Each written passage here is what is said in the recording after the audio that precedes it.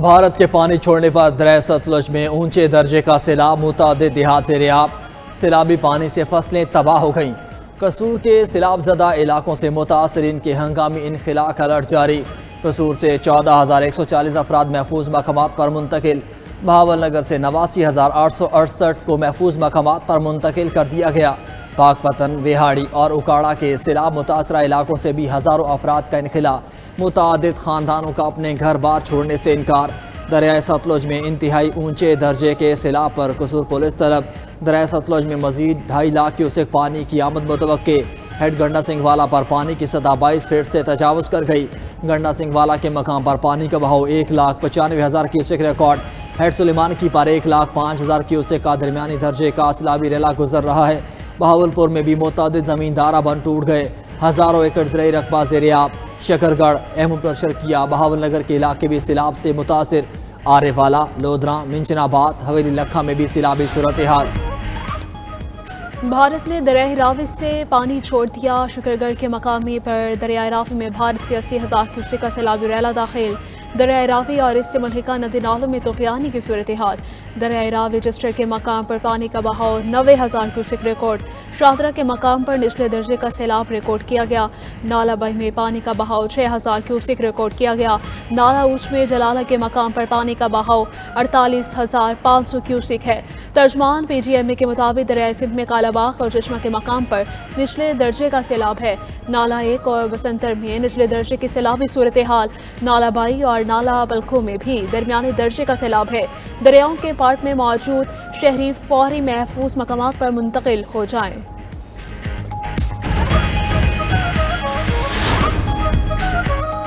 لاہور سمیت پنجاب بھر میں وقفے سے بارشوں کا سلسلہ جاری۔ صوبائی دارالحکومت کا مطلع ابرآلود، رات سے ہلکی بارش ہو رہی ہے۔ لاہور میں سب سے زیادہ بارش لکھمی چوک میں 38 ملی میٹر ریکارڈ۔ گجرانوالہ اور سیالکوٹ میں بھی وقفے سے بارش۔ ساہیوال، قصور اور گجرانوالا میں بھی بارش سے نشیبی علاقے زیر آب آ گئے۔ شکر گڑھ میں موسلادھار بارش سے نشیبی علاقے زیر آب۔ مرکزی شاہراہیں بارش کے پانی میں ڈوب گئیں۔ گھروں میں پانی داخل ہونے سے شہری پریشان۔ لاہور کے علاقے چھپا گاؤں میں گھر کی چھت گرنے سے 2 افراد جاں بحق، 1 زخمی۔ کوٹ رادھا کشن میں چھت گرنے سے 25 سالہ نوجوان ملبے تلے دب کر جاں بحق۔ شکر گڑھ کے مقامی گاؤں میں مکان کی چھت گرنے سے 3 بچے ملبے تلے دب گئے۔ مقامی افراد نے اپنی مدد آپ کے تحت تینوں بچوں کو فوری طور پر نکال لیا۔ ظفروال میں چھت گرنے سے 4 افراد زخمی۔ وزیر اعظم شہباز شریف سے متحدہ عرب امارات کے سبکدوش سفیر کی الوداعی ملاقات۔ وزیر اعظم نے پاکستان اور UAE کے درمیان تعلقات کے فروغ میں سفیر کے کردار کو سراہا۔ وزیر اعظم کا پاکستان UAE مشترکہ وزارتی کمیشن کے اجلاس پر اظہار اطمینان۔ کہا، ڈیوٹی پاسپورٹ ہولڈرز معاہدہ تعلقات مضبوط کرنے کا اہم قدم ہے۔ پاکستان اور UAE نے تعلقات کو مزید مضبوط بنانے کے لیے اقدامات کیے۔ امید ہے UAE کے صدر جلد پاکستان کا دورہ کریں گے۔ وزیر اعظم نے UAE کے وزیر خارجہ شیخ عبداللہ بن زائد کے دورے کا ذکر بھی کیا۔ ابوظہبی کے ولی عہد شیخ خالد بن محمد کے حالیہ دورے کا بھی حوالہ دیا۔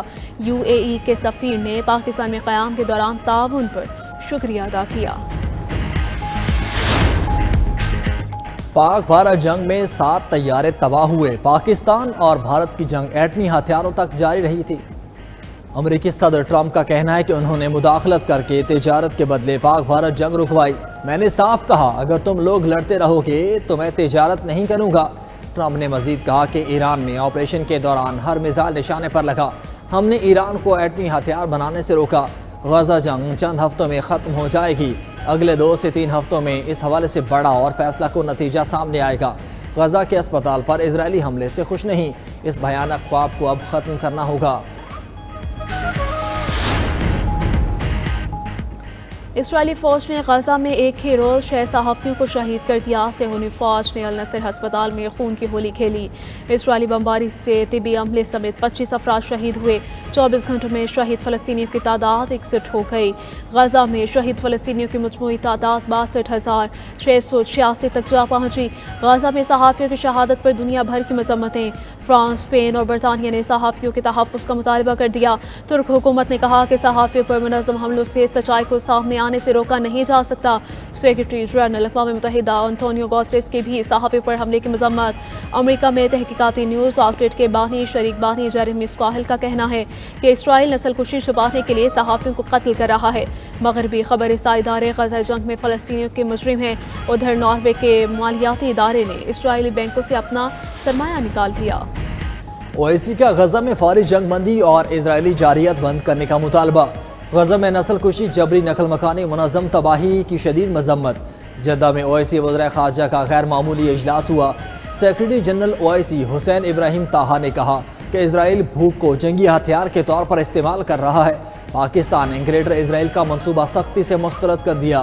اجلاس سے خطاب میں نائب وزیر اعظم اسحاق ڈار نے کہا کہ گریٹر اسرائیل کا منصوبہ ناقابل قبول اور عالمی امن کے لیے خطرہ ہے. غزہ میں فلسطینی اسرائیل کے بدترین مظالم کا شکار ہیں. عالمی برادری غزہ میں مستقل اور غیر مشروط جنگ بندی کرائے.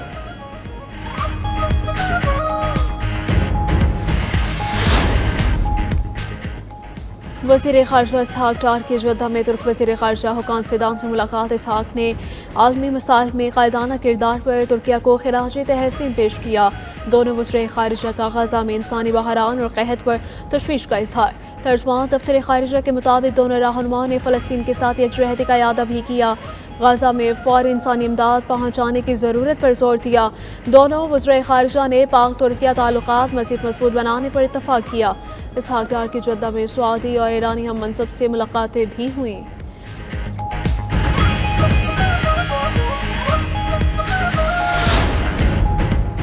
سابق صدر عارف علوی اور ان کی پوری فیملی کے بینک اکاؤنٹس منجمد کر دیے گئے. سندھ ہائی کورٹ میں بینک اکاؤنٹس منجمد کرنے سے متعلق درخواست پر سماعت.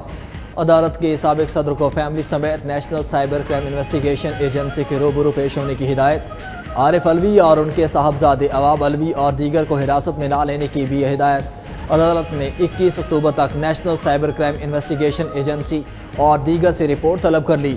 عارف علوی کے خلاف توہین مذہب کے الزامات پر تحقیقات کی جا رہی ہیں.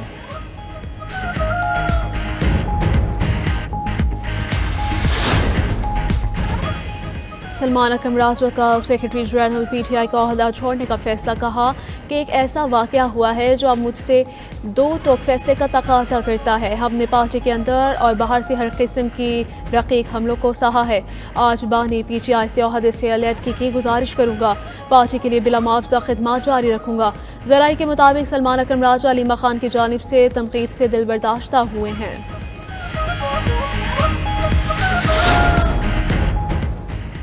پنجاب میں عام آدمی کے لیے خاص سواری. شنگھائی سے پورٹ سے مزید 100 جدید الیکٹرک بسیں پاکستان کے لیے روانہ. وزیر اعلیٰ پنجاب مریم نواز کا کہنا ہے کہ پنجاب کے ہر ضلع میں دسمبر تک الیکٹرک بسیں چل رہی ہوں گی. جدید ترین الیکٹرک بس کا کرایہ صرف 20 روپے ہوگا. الیکٹرک بسوں میں CCTV مانیٹرنگ سسٹم بھی ہوگا.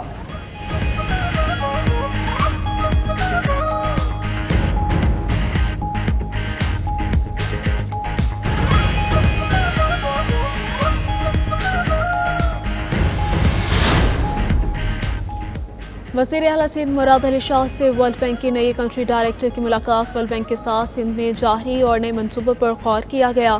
ترجمان وزیر اعلیٰ سندھ کے مطابق سندھ میں ورلڈ بینک کے تعاون سے 13 منصوبوں پر کام جاری ہے. ورلڈ بینک نے منصوبوں کے لیے $3,864 ملین میں سے $1,664 ملین جاری کیے ہیں.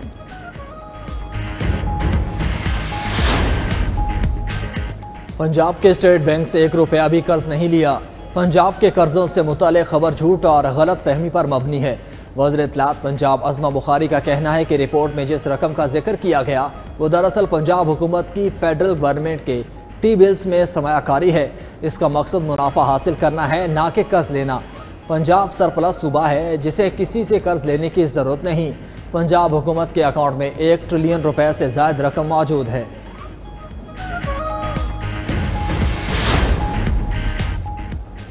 وزیر داخلہ محسن نقوی کا پارک روڈ پر واقع CDA ماڈل نرسری کا دورہ. ماڈل نرسری کے مختلف سیکشنز میں ترقیاتی کاموں پر پیش رفت کا معائنہ کیا.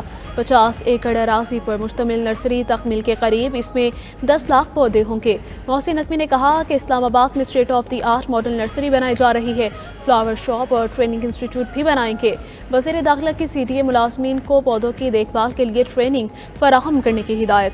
وزیر داخلہ محسن نقوی نے آذربائیجان ٹیم کو بہترین کام کرنے پر شاباش دی.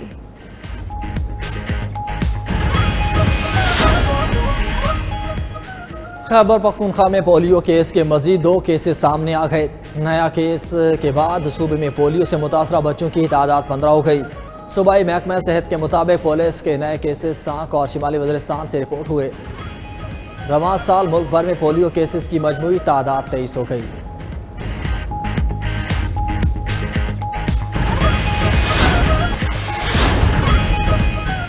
ٹرمپ سے ملاقات میں جنوبی کورین صدر کی خوشامدی پالیسی کام کر گئی۔ امریکی صدر سے لی جے میونگ کی ٹرمپ سے ملاقات کسی ناخوشگوار واقعے کے بغیر ختم ہوئی۔ امریکی صدر ٹرمپ جنوبی کورین صدر کو تنقید کا نشانہ بناتے رہے ہیں۔ جنوبی کورین صدر کو خدشہ تھا کہ کہیں انہیں بھی زیلنسکی جیسے سلوک کا سامنا نہ کرنا پڑے۔ ٹرمپ سے ملاقات میں جنوبی کورین صدر اوول آفس کی تعریفیں کرتے رہے۔ امریکی صدر کی شمالی کوریا کے رہنما کم جونگ ان کے ساتھ ذاتی تعلقات کی تعریف بھی کی۔ میڈیا سے گفتگو میں جنوبی کورین صدر نے کہا کہ ٹرمپ کے سوشل میڈیا بیانات نے میرے لیے تشویش پیدا کی۔ ٹرمپ ایسے شخص ہیں جو غیر معقول نتائج پر نہیں پہنچتے۔ مجھے مشورہ دیا گیا کہ میں صبر کا مظاہرہ کروں۔ دوسری طرف ٹرمپ نے شمالی کوریا کے رہنما کم جونگ ان سے ملنے کی خواہش کا اظہار کیا۔